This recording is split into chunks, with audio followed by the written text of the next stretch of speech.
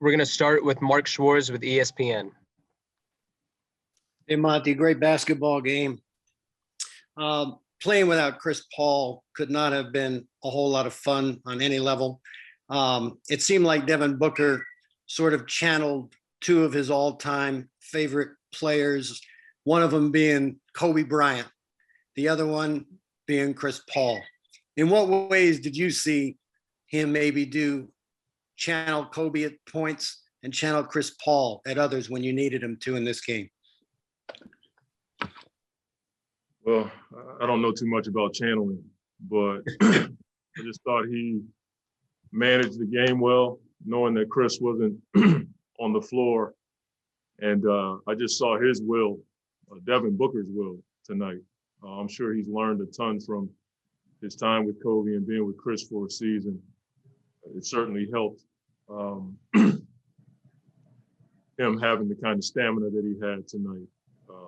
To play that many minutes against a really good team. His ability, as I said, to manage the game, and he made the right plays tonight.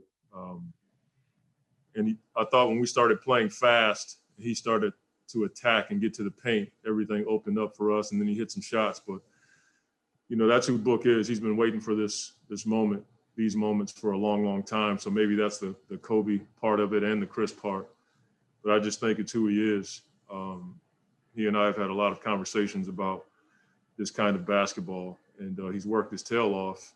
But at the same time, he would be the first to tell you it's one game, and we have a lot of work to do against a really good team. Next up is going to be Dwayne Rankin with the Arizona Republic, followed by Richard Science. Hey, Coach, just wanted to ask about the conversation you were having with Devin because he played 44 minutes. Yeah. So I know how you like to manage that, but at the same time, he had it going. So maybe just speak to that. Yeah, I just felt like with the week off, he was able to recover from the last series. And Devin's a well-conditioned athlete. He's one of those high-energy guys that I've been around. They just seem to go and go and go. I thought he got a little winded in the fourth, and something happened, and he got the ball and took off like he, wasn't even tired. So I talked to him in the huddle, and he's like, "Coach, I'm good. I'm not tired." And, I just felt like we needed him on the floor in those moments, especially not having Chris. I'm always, in my mind, like we have to manage the game. And, we only had 7 turnovers. That speaks to him managing the game tonight, finding guys and knocking down shots. But he's got a will, he's well-conditioned, and he works at it. This is a real quick follow, Coach. And obviously, he had the rebound and assist to go with it, but only 2 turnovers. Always monitor his game. Yeah. With the turnovers, if it's low, then he's playing even better. Yeah, I think a lot of it is, his understanding of our offense and where guys are going to be. That always helps. And then the spacing, guys being in extreme corners and all the stuff we try to work on. But it was just him. He was making the right passes tonight. When he gets downhill, he knows where the reads are. He can either get to the basket or try to find DA in the pocket. I'd love to give you a better answer than that. I just think he was really good tonight as far as taking care of the ball. Next up is Richard Science with Fox 10, followed by Kellen Olson. Yeah, Coach, I kind of want to pick up where you left off there. You just talk about the pace of this game and the poise of your players down the stretch. How the pace can play in you guys' favor since you guys, did have the week off, have maybe fresh legs, and then, the way, the guys came through down the stretch, especially when this is the team with the least amount of experience, that's still standing. Well, that's how we want to play every night. When we get stops and can get the ball in flow off of a rebound, that's the best way to score easy buckets in the league. And as far as poise and experience, we try to help our guys as best we can, but they're just growing up on the fly. And I feel like they're not afraid of the moment, but they also have a great deal of respect for their opponent. And when you have a great deal of respect for your opponent, you want to bring it every single possession. Next is Kellen Olson with Arizona Sports, followed by Chris Haynes. Hey, Monty, with Devin playing through 0.5, you talked about this flipper switching defense and how you guys just want to play the way you want to play. Did you like the ability for the team as a whole to generate open looks on that? Yeah, I mean, the first quarter, neither team scored that much, but I thought we were, just kind of in a wrestling match. And then the second and third, we started to play more 0.5. Thought we were a lot better on the second side in the second and third quarter. You know, once there was a primary action and we swung it and then we played, I thought that was something that could help us. You know, anytime in this league when you can touch the paint with a dribble, you either getting to the rim or finding guys on the backside. That's how we want to play. But a lot of it has to do with DA's ability to put pressure on the rim when we do swing it. But they're a good defensive team. They switch. They're physical. They pack the paint. Zubac is a load down there. It's like hard to drive when he's in the paint because he's so doggone big. And then they bring Cousins in the game and he's the same. And so the more we can play on the second side and play faster, it may help us. Next up is Chris Haynes with Turner, followed by Cameron Cox. Coach, DA was very effective tonight. Clippers with that small lineup like to try to get the center out of the game. How was he able to still be effective against that man? Well, I mean, he's athletic for sure. He can move his feet. I thought the guys around him tonight helped him get in spots where he didn't have to help as much. You know, we don't have the answer to that. We try our best to put DA in a position where he's not rotating. I mean, that's typically what ends up happening to bigs. And so I thought Jay was a huge facilitator of that tonight, making sure that DA was in the right spots. You want to try to keep your bigs at the rim, not just for blocking shots, but for rebounding purposes. We gave up too many corner threes, though. We were helping off the corner and giving up threes, and that's something that happened to a number of our guys tonight. And with a team like this that, you know, shot the ball the way they did this year, we can't do that. Next up is Cameron Cox with 12 News, followed by David Brandt. And Monty, congrats on the win. I don't know if you can share this, but how many messages do you have from Chris Paul after this game, and you had a chance to talk to him since? No, the guys had him on FaceTime in the locker room. We do that whenever somebody's not around. We want to make sure they're a part of the locker room and anything that we do. And he was excited for sure. Next up is David Brandt with the Associated Press, followed by David Aldridge. Hey, Monty, I know it's hard to appreciate it at the time, but Paul George and Devin Booker were trading some pretty elite shot making there in the third quarter. How important was it that Devin kind of responded late in that third after Paul went kind of nuts there for a little bit, just to kind of calm the waters a little? Well, I liked the way Devin did it. He didn't inject himself into the game. He just did it out of what we do. You know, there are times where a guy scores and you just want to go grab the ball and jack up a shot. I thought the way Devin did it tonight was within our scheme and what we do. You know, Paul, that's who he is. You know, he's one of the rare guys that can make shots off the dribble like that. He makes tough shots. Like I said in the pregame, I saw him do it in his workouts with the USA team. You know, those guys would play one-on-one all the time and work on stuff like that. So I think the poise of our team was important in that moment. You know, when a guy's making shots like that, it's so easy to become deflated. I thought we got the ball in, went right back down the floor and played in 0.5 and didn't let it mess with us too much. Next, we'll go to David Aldridge with The Athletic, followed by Anthony Slater. Hey, Monty, you mentioned it a little bit before, but I just wondered how impressed you were, especially with your young guys maintaining the spacing in the half court that probably contributed to the low turnovers as well as the quality shots you got.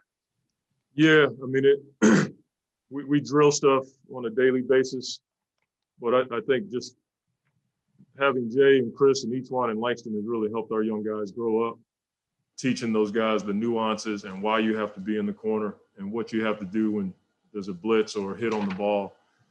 I thought Cam and Mikhail had big time awareness tonight. You know, a lot of times when you're not getting the ball, you want to creep out of that corner so people can see you, so you can get a shot. Those guys had a great deal of mental stamina, and it paid off down the stretch. Mikhail hits a big three because he was in the corner. Cam had a wide open one he missed, but I thought we got quality shots because of their spacing tonight or today. Next is Anthony Slater with The Athletic, followed by Mark Spears. The mid-range obviously has diminished over the last decade or so, but particularly on a playoff setting, how much of a needed weapon is it for, you know, as Devin did tonight, kind of thinking of mid-range? We tell guys to shoot the shots they're confident taking. You know, I don't care if you shoot the mid-range shot. In my opinion, I think if you play good defense, it covers for taking twos. And we have guys that can make those shots. You know, Devin, Chris, Mikhail. That's a shot that those guys can knock down. Anytime you can score, whether it's a 2 or a 3, it allows you to set your defense. That's how I view it.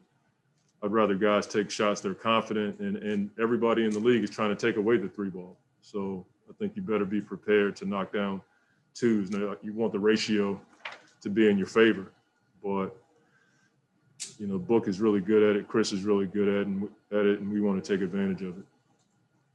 Got time for 3 more. Next is Mark Spears with ESPN, followed by Greg Moore. Coach, 2 things. You guys are on 8 in a row now. Is that right? That's pretty impressive. Yeah. Talk about just the confidence is building on this team, from what perspective they have it. And then also, I don't know if there's any update or any optimism about Chris. Yeah. You know, like I've said, to your first question, I mean, we hadn't really paid attention, but when you say it, you're grateful for it. Obviously, anytime you can get a win in the regular season, you feel like you've, you know, come up with a cure for something. So to win games in the playoffs, especially from where we came from, is huge for us. But we don't talk about it because we're not satisfied. You know, we always have a get to, not a got to mentality. We get to play in this game, and when we win, we also talk about gratitude, and we think about the things that go into winning, and then we try to get better. As far as Chris is concerned, it's just a day-to-day thing with him right now. I probably drive the people here in town crazy with that, but that's the way it is. You know, we're hopeful that, you know, any day now we hear that he can, you know, ramp up and get back with us. But right now he's in the protocols. Final 2 questions are going to be Greg Moore with the Arizona Republic and Gina Mizell. Thanks, man. Monty, good to see you. Congratulations on the win. Y'all had 31 assists tonight. And you played great team defense as well. I don't imagine that's something you can do without trust. And I'm curious whether or not that's something you saw from your team today. Did it look like they were trusting each other the way that you need them to? Well, we had to. There was no other way to play the game. I mean, that's who we are, but we had to raise that level of trust because we didn't have Chris. You know, Chris is the guy who manages the game, orchestrates a lot of what we do. So when you take that guy off the floor, you have to have that much more trust. I think it's going to help us when we get Chris back. And so that's how I saw it. I saw a lot of guys encouraging Payne tonight. I thought the spacing was great. That's relative to trust. And, you know, defensively, you know, when we can get stops like that and get out and run and score like that's the biggest trust builder in the world, is when you can score. Final question is Gina Mizell with Suns.com.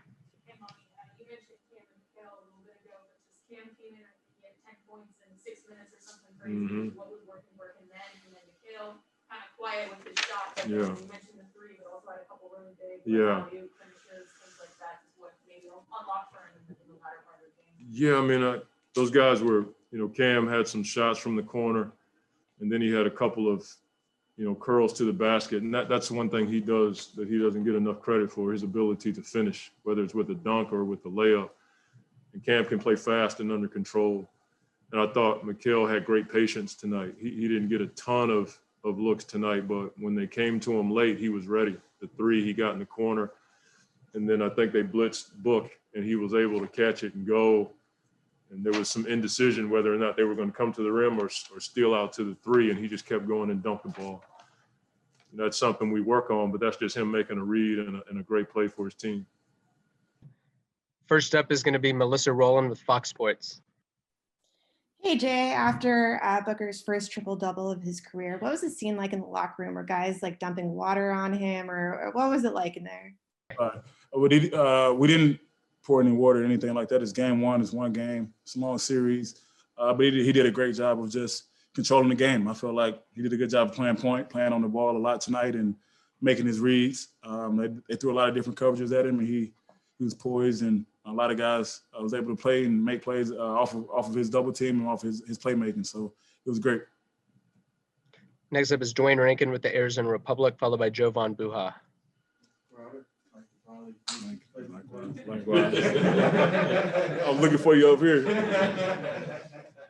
Wanted to just ask about what adjustment did you see throughout the game that you guys made with Chris being out that led to you guys winning? I mean, really, it's tough to put in measurement what Chris does for our ball club because he's the head of the snake. He's the guy who's putting everybody in position. So we just did a lot of that stuff on the fly. It was a little different, but we got the hang of it, especially by halftime. We came in and got to regroup a little bit and saw a few things, but we definitely missed him. I think the last 3 minutes of that game, that's when we felt like, where the hell is Chris at? That's the point where he's that guy. He's that guy to make that play for everybody. He's that guy to put us in position, and especially with a lead or down, we depend on him to make those plays, especially late in the game. So I think he was felt more that last 3:30 of the game. Well, Next up is going to be Jovan Buha with the Athletic, followed by Kellen Olson. Hey, Jay. DA had 20 points tonight, and you guys as a team had 54 points in the paint. They adjusted in the second half by starting Zubats and going a little bit bigger to match you guys. What did you think of his performance in the paint and kind of making them pay for going smaller against him? Yeah, I mean, we've been preparing for that. Obviously, last series, they did a lot of small ball lineups, and we just told him to dominate the paint. Let everything else take care of itself. Dominate the paint, fly around on defense, and he did exactly that and made those guys adjust a little bit. But I'm sure that's a good ball club. They have good players, so they're going to give a lot of different lineups, a lot of different scenarios and throughout the game. We got to just adjust, and we're prepared for everything. We're prepared for it. We're ready for it. We just got to calm down a little bit, relax, and just adjust and start to make plays on both ends of the court. I think he did a great job tonight. Next is Kellen Olson with Arizona Sports, followed by Catherine Fitzgerald. Hey, Jay, nice to meet you. Likewise. Monty shouted you out with Deandre in terms of like defensively playing into the life, awesome stuff. How did you like the team's communication with how much switching you guys were doing there? That's so important. Well, we've been practicing for a few days. We knew it was going to be loud in here, so our communication had to be 10x. It had to be on point throughout the whole night. And that's what I hang my hat on. I'm one of the leaders of the team. Obviously, I got the scout report very, very well, and I just want to put my teammates in position to be successful and put myself in position. So I was just trying to do my part, especially with C out too. He does a great job of communicating on both ends of the court, and I just knew I had to pick it up a little bit since one of our leaders are out. So, but Deandre did a great job of just reacting. He had a few missed coverages, but we expect that. He's getting put in some situations that he's not used to. They're just trying to bring him out on the perimeter a lot, but he did a good job of just being active and still coming back and boarding the ball. So it was great. Next up is Catherine Fitzgerald with the Arizona Republic, followed by Gina Mizell. Hey, Jay, it's a little hard to hear the questions in there, so sorry if this is repetitive, but Monty mentioned Chris Paul on FaceTime with you guys after the game. Just in the locker room, what was that like, and what did he have to say? Yeah, Chris, he was excited, but he was holding up this finger one. It was one game. We did what we were supposed to do. We held it down, and we made plays on both ends of the court. He was just very excited. He had a smile on his face. But he's eager to get back. Obviously, everyone knows what type of player he is. He's ready to get back out here with us. And we got to continue to just take care of the uncertainty and come in each and every day and be prepared as much as possible with or without him. So, but it was great to see him on FaceTime. Next up is Gina Mizell with Suns.com, followed by Tressa Tudrick. Hello. Nice to see you. Likewise.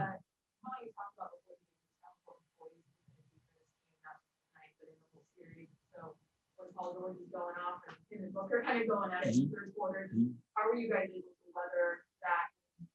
Their star player kind of doing what star players do? We just didn't respond to it. Those guys went on the runs. We knew we know basketball is a game of runs, and we just prepared for whatever. But we know when the other team goes on a run, we've been saying it all series, all playoffs. You got to respond. Whether it be getting a stop on defense, or whether it be getting a good shot on the offensive end. But I think we did a great job of just trying to limit those runs as much as possible on their side. And whenever they did go on a run, obviously they got some heck of a players over there. When they do go on a run, we got to respond to it. And I think tonight we did it the right way. That's honestly what it comes down to, especially with one of our playmakers and leaders out of the lineup. So we did a good job, everybody who played. Next up is Tressa Tudrick with Channel 3, Channel 5, followed by Chris Haynes.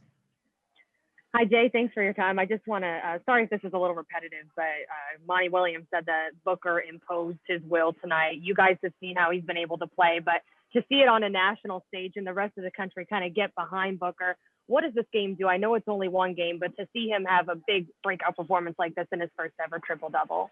I mean, I expected. I know what type of player he is. I don't understand how everyone's acting surprised at this point. Obviously, this is his first time at this level, at this stage, but he's capable. He's more than capable. He's more than ready. He prepared like no other. He's in the gym. He's preparing. He's watching film.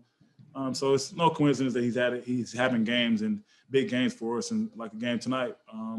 We expect him to do that, make plays for not only himself but for others, and that's what he did tonight. He controlled the game, and made plays, made his reads, and he was very poised. So that's what I expect. I knew what he was capable of. That's why I wanted to come over here and play alongside him, just to be a part of it, and give him some help to win some games. Got time for 3 more. Next is Chris Haynes with Turner, followed by Kirsten Suso. Hey, Jay, you look at the landscape of the playoffs, the teams that's left. I don't think any of the teams will qualify as a so-called super team. What does that say about the teams that's left? And you guys from top and bottom may not be a lot of household names, but you guys are dominating like you are. You so-called. I mean, I'd rather be a full team than be top heavy. I've been on both sides of that. I've saw it. I played with it. I've been a part of it. But it's much easier for everything to start clicking, especially this time of the year when you got a full roster. Whenever you tap that hand and sub out the game, the guy's coming in is gonna give it his all.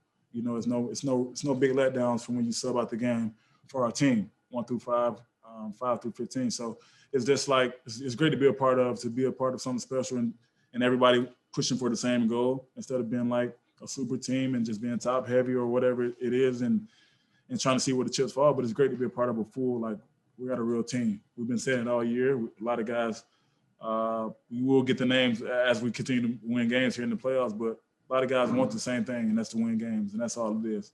You just see a lot of guys wanting to win and giving their all during the games.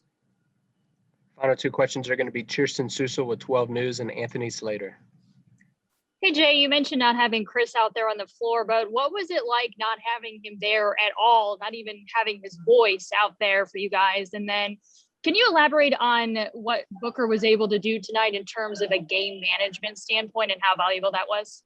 Yeah, I think, like I said, with Chris, he's been communicating well via phone, via text, via FaceTime. But when you step on the court, when he's not there, it's a little different. But we did a good job of just adjusting on the fly. I think a lot of stuff came with on the fly, like a couple of plays where we just know each other. We couldn't run a few sets that we usually go to with Chris in the lineup, and that was just kind of weird, but we adjusted well. I think we went to another set of things that we could do on the offensive end, but it's just definitely great to see. And with Book, it's just great to see him control the game. I think he played point more than he usually do, so he's had the ball in his hands a lot. He just made the read after read after read, the best read for our team time after time throughout the game. It was great to be a part of, great to see him making his reads. And they threw a lot of different coverages at him, and he was able to respond, whether it be with the pull-up 3, pull-up jump shot, or just kicking it or allowed to DA. It was just the right read all night, and they opened up a lot for our offense. And it's great to see him just dictate the whole game, especially with the ball in his hands more.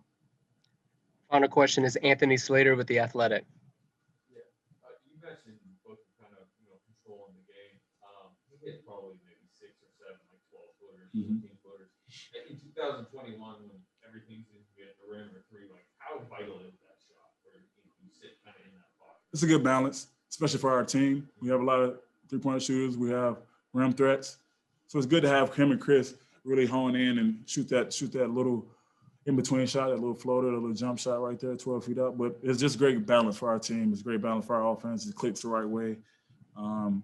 I just think it just works out well. Coach do a good job of putting him in position to attack the defense and make his reads, and he did a great job of all night. But I think it's just good balance for our team, just for him and Chris just to hone that shot and take that shot with confidence is great. First up is going to be Tressa Tudrick with Channel 3, Channel 5. Hey, Cam, thanks for your time. I just want to ask how exciting and electric it was to go out there and kind of, obviously not having CP3 is huge, but what was it like to kind of step up in this big moment and have a game like you did? It was actually fun. And the atmosphere was crazy. I really just feel like I miss playing. We took a long little break, and it just felt good being out there back there on the court and getting the dub. Still praying for C. Hopefully we can get him back as soon as possible. But I'm glad we got that dub for him, and just looking forward to getting him back. Next up is Kellen Olson with Arizona Sports, followed by Kent Sommers. Hey, Cam, nice to meet you. Nice to meet you too. With the second half of the game, and like in the second quarter, you really started seeing the passing lanes, just how, as a point guard and just finding those openings in point five. How did you assess the game as it went on? Honestly, it was just getting into the paint. I had to find a way to get into the paint, and once I came to the paint, they really helped a lot. I had got a couple quick baskets, so they were coming over to contest those lays, and I seen, man, in the corner of my eye, I just see a big black jersey. I'm throwing it to him, and those plays was just opening up for us every time I got into the paint. So I just tried to keep doing that, and just keep trying to be aggressive. Next up is Kent Sommers with the Arizona Republic, followed by Dwayne Rankin. In Devin's triple-double in his line, I may get overlooked. He only had 2 turnovers in 44 minutes. What's that say about him and how he played in a game where they were coming at him a lot with double teams? He played outstanding. One of our keys today was take care of the ball. We know the Clippers are good defensively with their hands. And one of the things we talked about, me and him talked about before the game was, man, we got to take care of the ball. No turnovers. Try to keep turnovers down as if C was in the game, as if C was here. And we knew from the jump that if we took care of the ball, we'll have a good opportunity, a good chance tonight in the game. But man, Book played outstanding. He kept his poise. He got to his spots, and he he did his thing. Next up is Dwayne Rankin with the Arizona Republic, followed by Mark Schwartz. Nice to meet you too. Finally putting that face with that man. Wanted to ask about, when did you start getting comfortable tonight? Like early, you weren't playing like you normally did as a game progressed. I'd probably say right around that second quarter that you talked about. But one thing during the game, I came out in like 5 minutes and I came back in the second quarter. I just sat down and watched the game like I normally do in the situations and kind of filled out how they were really playing. And Coach Munt was like, man, be aggressive, get in the paint, get in the paint, get in the paint. And he kept saying, get in the paint, get in the paint. He was like, man, it opens up the floor for us. So when I came back out there, I was like, man, let me just see what happens. Get in the paint, try to get some layups, try to find some guys on some open threes, just try to get everybody going. And I ended up getting myself going doing that. So it's really a give and take type of situation when I'm out there. But just honestly, it's just playing freely, but playing aggressive. And I mean, I just appreciate Munt. That's amazing coach. Still my coach of the year. But like it's amazing to be able to have those type of conversations for the backup, And it just shows he believes in all players on the team, and that's big time. How did you develop? It just seems like Honestly, I was really little. I was way smaller than what I am, and I had to find ways to score when I was little, and that just came with my game. And coming here and playing for Munt, his thing was getting to the paint, and I just found I had to start finding ways to shoot layups. No problem.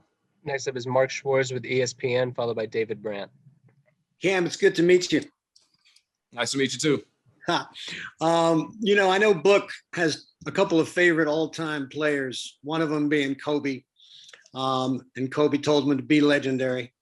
And CP3 has got to be another one of his all-timers. At times in this game, I was seeing those two guys come out of Book. What was it that he did to channel his two favorites in this ball game? Honestly, I feel like it all comes together when he has the will to win. When he has the will to win, he don't really think about it. He plays, and that's what we like about him. If they come trap, he don't get off the ball. We have a great team. We got 15 guys who can come out there and get to it, and he trusts everybody, and that's what make him good. He'll get off of it when he has to, and he'll knock the shot down when he got to. Just like you said, you can see both. And he just goes out there, plays with a chip on his shoulder, knowing no one giving him nothing. No one still showing him his love. So he come out there and just trying to prove people wrong every night. And that's big time for him. But as collectively as a team, man, we all got his back. We got to. And he gonna keep doing his thing. They're gonna try to take away things, but he always find a way to make stuff happen. Final two questions are Gina Mizell with Suns.com and Kirsten Susel. Hi, Cam. Good to see you. Good to see you too. Yeah, can you take us through kind of this week where I know it was a day-to-day process with Chris and knowing if he would be able to go or not, but just having to prepare to be like, okay, I might be starting this week, and just how did you sort of maybe calm yourself down or just approach this without putting too much pressure on yourself to start in such a, the magnitude of the game and all that? For real, I ain't look at I was starting until yesterday. I was just like, man, I'm gonna hold it down to see get back. And I still got that mindset. I'm just trying to hold it down till my man back. And I really didn't do nothing out the ordinary. Tried to get a lot of extra workouts in, but outside of that, follow the game plan and just like I said, hold it down to see get back. Final question is Kirsten Susel with 12 News. Hey, Cam. You guys have played without Chris this postseason, but how different was it just not having his presence there in any capacity, not even having his voice in timeouts and things like that? And then I know that he has stayed in contact with everybody closely. Did at any point you find yourself maybe reciting in your head something that he was telling you heading into the game? Oh, he said the game gonna be hectic, but keep your poise. That was the first thing he told me. He called me yesterday. He said the game gonna get hectic. Don't worry about it. Be poised. He was like, I know y'all ain't played in a long time. The crowd gonna be crazy. He was like, but be poised. Get on to the next play. That's the thing about C. It's not so much him out there hooping. His communication is outstanding. And we sit down and listen to him. He been here before, so he Hall of Fame. We gotta listen to him. He got the knowledge. So we sit there, listen to him. That's the only thing honestly today we miss. He wasn't talking. We ain't have him on the bench talking today. We ain't have him on the court talking and the timeout talking. That's probably the craziest thing. Cause he talks so much, man. It's crazy. He talk on the court, off the court, in the timeout, in the huddle, no huddle, screaming, running down the court. It's just some. And to not have that voice, it was kind of weird. Not even the fact he can't even be at the game is kind of weird.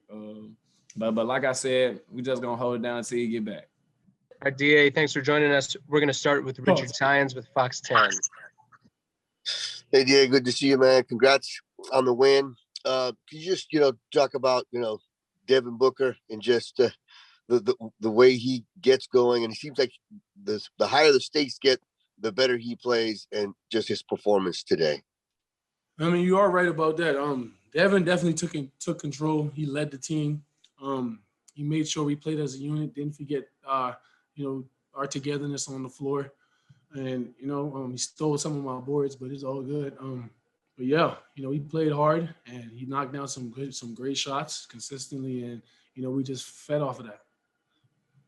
Next up is David Brandt with the Associated Press, followed by Cameron Cox. A lot of people have talked about how the Clippers like to play small and everything, but you didn't look too concerned about it out there. What allowed you to kind of, maintain your defensive presence, and it never looked like you were too bothered by it?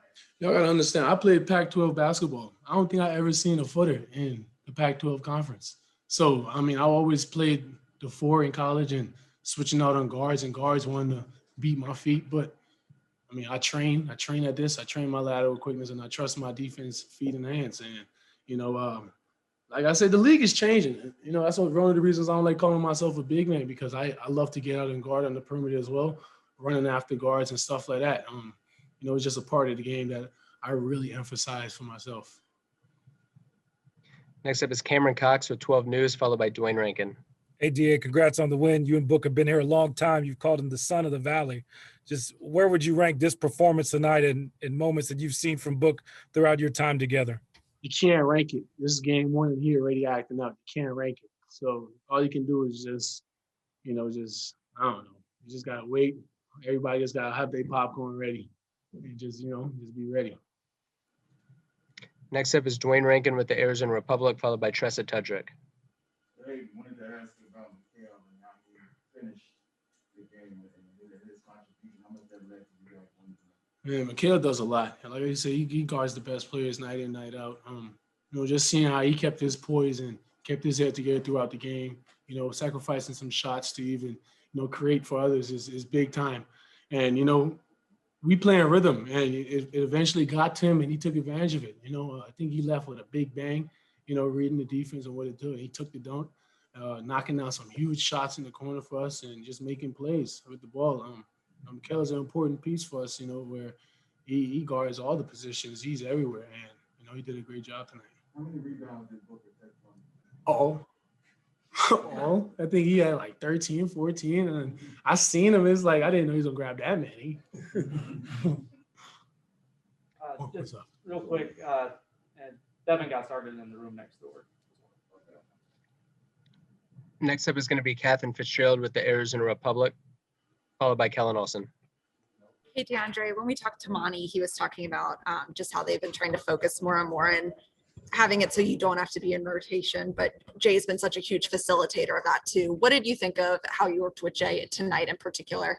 Man, Jae Crowder did a lot tonight. He was the anchor tonight on just being so verbal. Just he was loud. He was communicating the right coverages for us. There's a couple of times where I got caught up and I didn't know where I was at. And sometimes he had to physically grab me to make sure I was in the right spot. And that's the type of team we got. And today he just was everywhere, man. He made sure everybody stayed in put. He made sure I stayed out of foul trouble. I think I gave up a 3 on the strong side trying to help him out, but he got on me saying he didn't need the help. And, that's the type of team we have, just giving each other the right criticism and playing hard as heck. We have Devin Booker available in the locker room Zoom right now. Next up is going to be Leonardo Torres from Peru. Hi, DA. It's Leonardo Torres from Peru. Hope you're well and congrats on the win. DA, what are your thoughts on Devin Booker's performance and what did you like the most about your team's defense from tonight? Devin Booker played phenomenal. That's the one thing D Book does. He definitely don't drop to the competition. He plays for his team and he makes sure he gets everybody involved. And tonight our defense was excellent. I really enjoyed the way we communicated throughout the whole game. Paul George had a great game, but we made sure the other guys, made sure we checked them and make sure we had our boxes and elbows really covered and, just making sure we run and rebound to close out possessions. Next up is Rachel Nichols with ESPN, followed by Kellen Olson.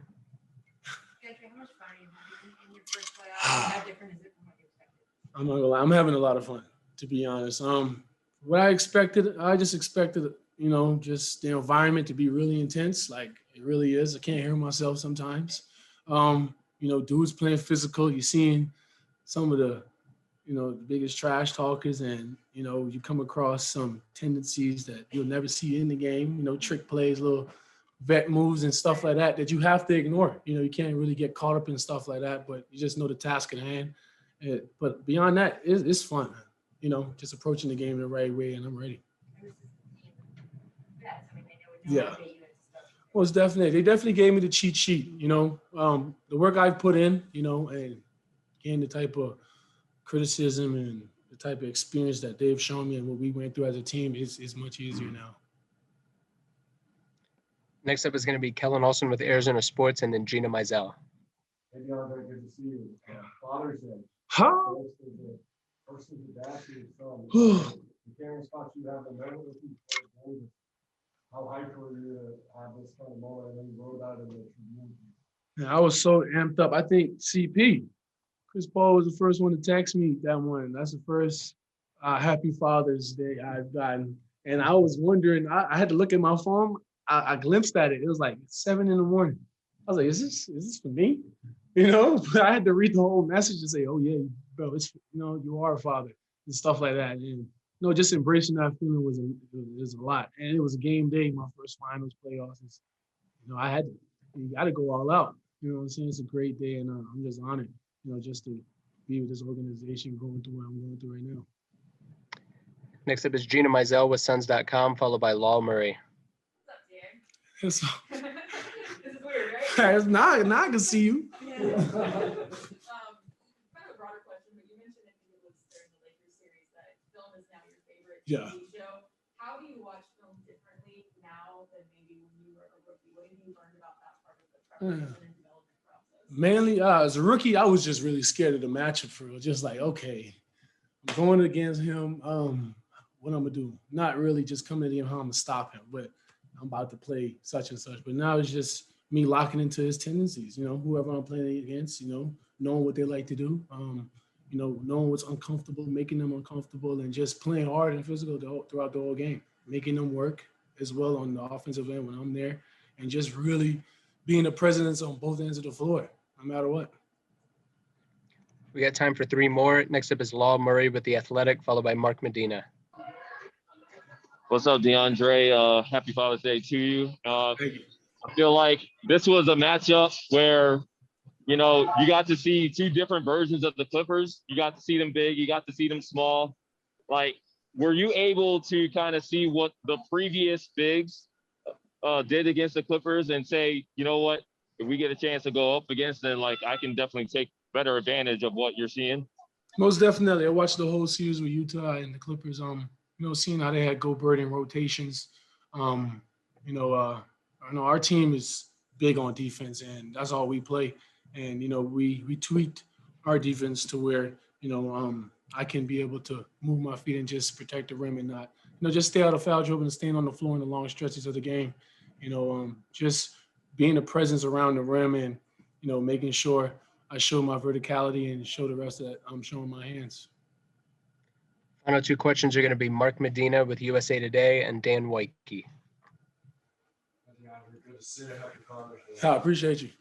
Obviously, you guys like CP on the floor, but what has been the season-long process in being able to adjust to not just his injury, but other things throughout the season? How do you think that will apply to the series moving? We faced a lot of adversity with injuries and stuff like that, but Monty is a coach who really, know how to encounter adversity. I don't know how, but he just knows. And, he makes us feel comfortable with change. And the thing he does best is just communicating the things we do best and just stick to that throughout the season. That's what we're doing now throughout the playoffs.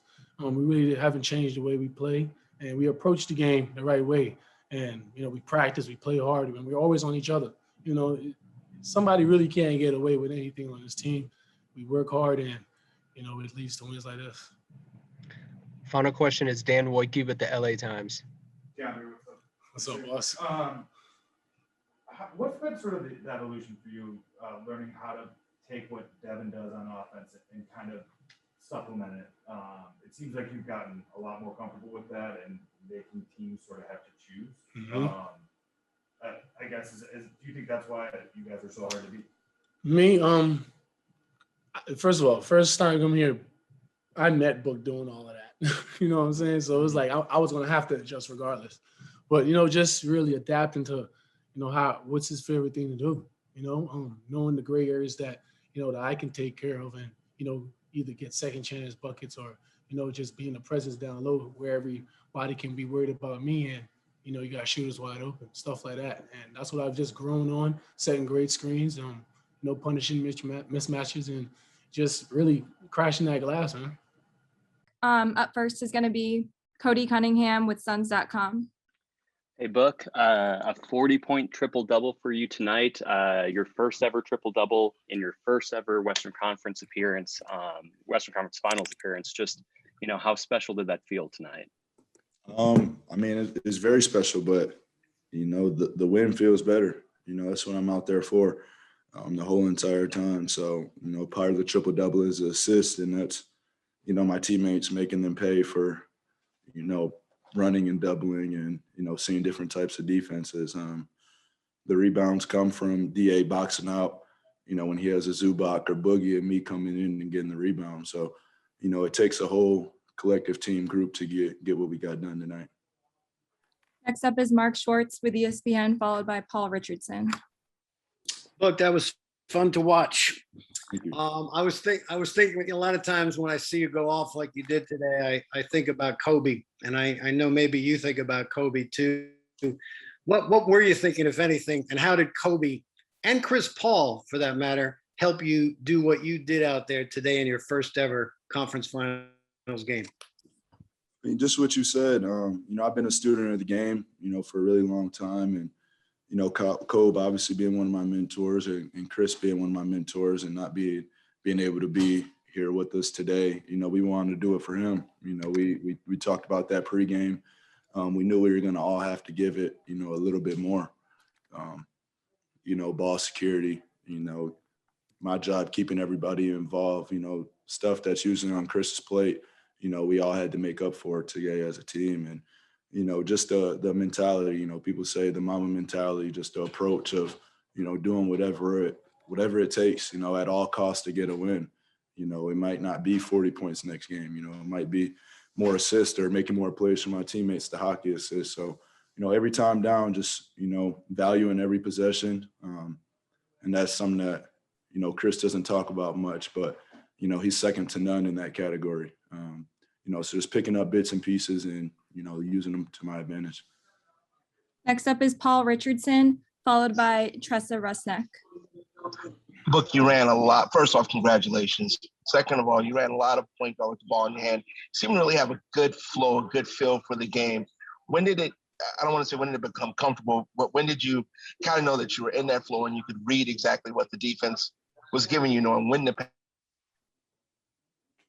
Yeah, you know, it's just reading the game, you know, from beginning to end. You know, it's the playoffs. Teams going to make adjustments.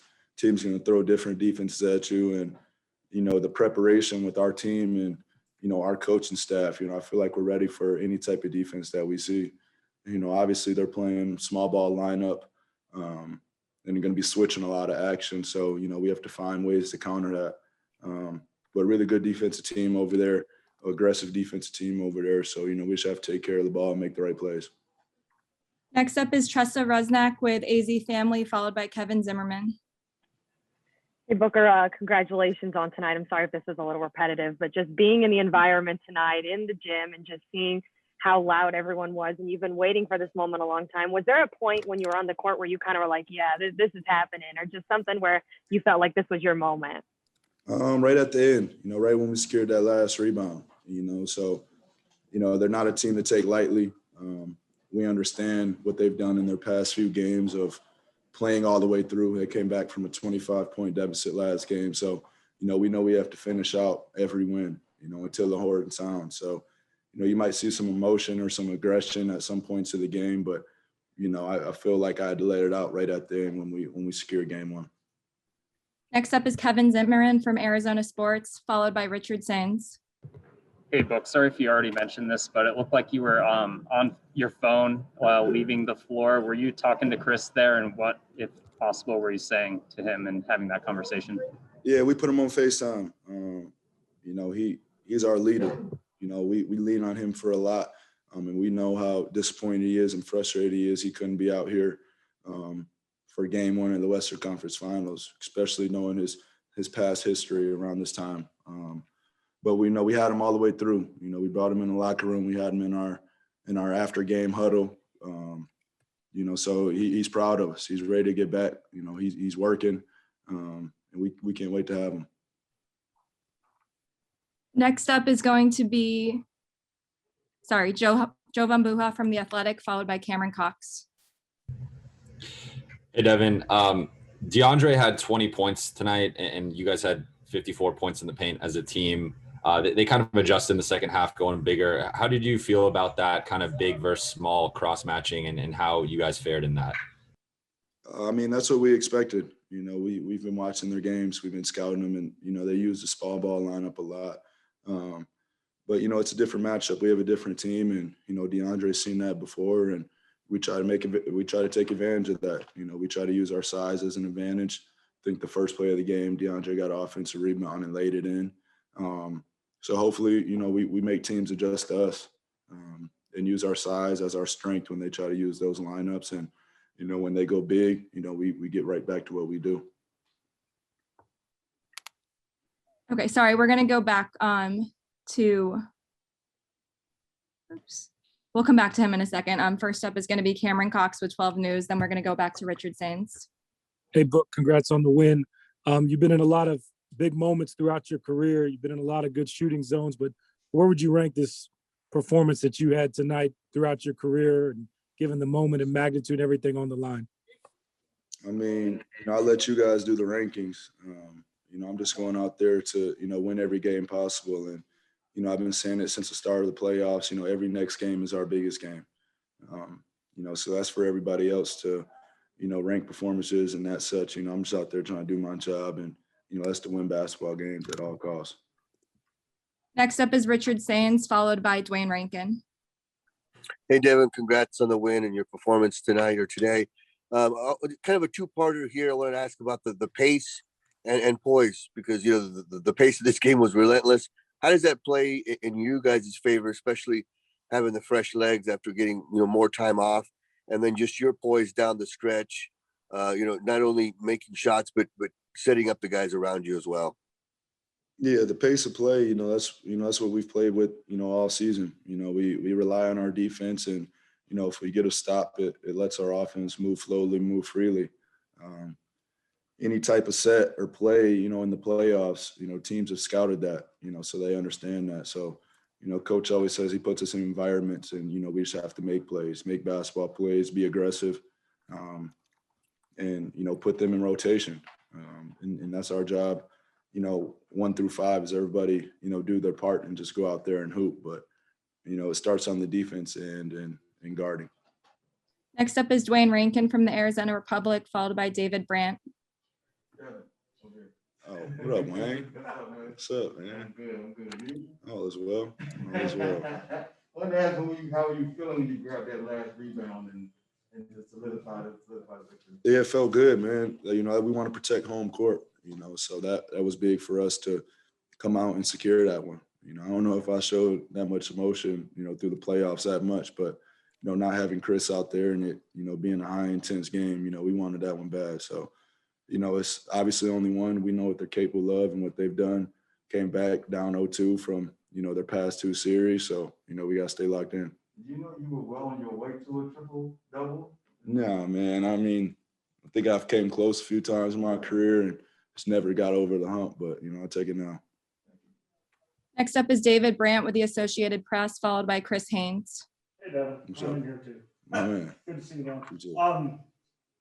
Paul George and you were trading some pretty elite shots in that third quarter, and he got going, and then you kind of had to respond. Did you feel it was kind of an important, they were threatening to run away a little bit, and then you scored, a bunch of those mid-range jumpers? Just kind of take me through that stretch. Yeah, just, trying to assert my aggressiveness in there. Without Chris, taking on the playmaking role, of trying to find the balance of keeping everybody involved and imposing my will on the game. And, I think they got up 6-8. I know what stretch you're talking about. And, I just want to be aggressive. So, we did a lot of high ball screens and just get to my spot and make some shots. Next up is Chris Haynes with Yahoo Sports, followed by Kent Summers. You got an old school game. Mm-hmm. You get it done. Your fundamentals are there. The way you carry yourself, the old school cars you drive in. Where did all this come from? It's a product of my environment. I always credit, the different situations that I've lived in and growing up in Grand Rapids, Michigan, and then moving to Moss Point, Mississippi. For me at that time, that was a big culture shock. Just 2 totally different demographics. But, I fell in love with culture, of figuring out people and, why they act the way they are. And it's usually where they're from. So just being a sponge to it, being a sponge to everybody around me, everybody I grew up with, and, just seeing different things and just loving culture and loving people. So that's where it came from. Next up is Kent Summers from the Arizona Republic, followed by Anthony Slater. Obviously, a lot of tension is going to be on the triple-double for good reasons, but how important was it to play all those minutes, handle the ball as much as you did, and only have 2 turnovers personally and just 7 as a team? I mean, every time you say turnovers, I think of Chris, man. I've been alongside him all season and, just watching him, control the game and how, he just never turns the ball over. When he does, it's a rare sighting. So, we knew that was going to be a key for us today is taking care of the ball, with the type of defense that they play. Aggressive style defense where they gamble a lot and, we'll reach and, And, we just have to be ready for that. I think if we take care of the ball, it'll put us in pretty good situations, and, we usually get a good shot. Next up is Anthony Slater with The Athletic, followed by Greg Moore. What up? They talk about 3-level scorers, right? How important would you say that the second level is, that mid-range? And as it's, over the last decade, kind of diminished league-wide, how committed have you been to really, keeping that second level and what you do there? Yeah, well, that's pretty much been my game my whole life. And I never shied away from it. And, I never have not took them shots. And I just feel that's what a lot of defenses give up, living by the so-called analytics. But, I think it's for certain players. And if you put your work in and, you shoot those shots at a high clip, that, it's tough for a defense to guard that, because, that's what they've been giving up all season. Next up is Greg Moore with the Arizona Republic, followed by Mark Spears. Hey, Devin, good to see you, man. Congratulations on the big game, big win. I noticed, too, that about the first 3.5 minutes of the game, you didn't take a shot. You moved the ball in a lot of different ways that early. And I noticed that every other one of your teammates got a shot up before you did. I'm curious, was that something you went into consciously to show trust in your teammates, or did that just happen because you trust your teammates? I always trust my teammates, but, usually the first few minutes of the game is, scanning and analyzing what's going on and what they're throwing at you. I watched all their games versus Utah and Dallas, and watched how they guarded Luka and Donovan. So we had a pretty good idea of what they were going to throw at us and continue to throw at us. So, with a small ball lineup, they're going to switch a lot of actions, and, they're going to run and hit and double that. It's kind of hard to time it because they do it randomly. But, I trust my teammates. It's easy to get off the ball and have somebody else make a play. We've been doing that and punishing teams with that all season. Our last two questions are going to be with Mark Spears from ESPN, followed by Mark Medina. Well, kind of off the beaten path question. Your GM got Yeah. the year, your money, got one Coach of the Year award. Debated bull about the other one, as you talked about. 100%. What do those two guys mean to you, and do you think having those two African Americans in this position of power could ultimately help open doors for others with a lot of coaching jobs open? Yeah, I think that's the biggest part of what they're doing. People are realizing, understanding what's going on, and who the real basketball minds are, that put countless numbers of hours into their craft and their work. And I've seen those situations of being on the court before, so it's easier for them to approach us with conversation when they have an understanding where we're coming from. And I think that connection, the general manager and the head coach, that connection, that relationship with the players is very important if you want to, win big. And quick follow-up, have any players on other teams asked you what that's like? They haven't. I don't talk to many people on different teams. Like appreciate the rarity. Having that. Yeah, we have to. And you have to give your props to Ty over there also, coaching their team. So, it's, the game is transforming. You see, more African Americans in position. And I think it's going to continue to happen if you continue to see success and understand how important the relationship aspect of it is. Our last question is with Mark Medina, USA Today. Hey, Devin, good to see you. Obviously, you guys would like CP on the floor, but what do you think's been the process this playoffs and being able to adjust with or without him, as well as just handling the different season-long challenges that have been unique to this year? Yeah, it's tough. But we talked at the beginning of the season and said if we want to get to where we go, you're going to have to come out with something. It's not going to be gravy all the way through. It's not going to be sweet all the way through. So, our job is to, control the controllables. Whatever the situation is, we have to adjust to it. And, we have to keep playing through and keep playing hard. And, that's the story of our team. And that's been it for the whole season. Just keep playing hard no matter the circumstances, all 48 minutes.